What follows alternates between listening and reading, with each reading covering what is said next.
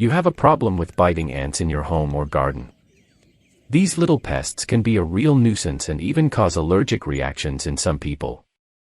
If you want to get rid of them without using harsh chemicals or pesticides, I have a solution for you: ants powder.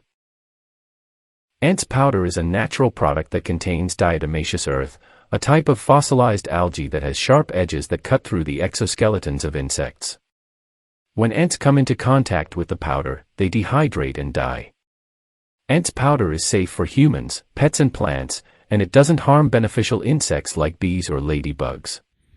To use ants powder, you just need to sprinkle it around the areas where you see ants or their trails. You can also mix it with water and spray it on the ant nests or cracks where they enter your house. Ants powder works best when applied in dry conditions, so avoid using it when it rains or when the humidity is high.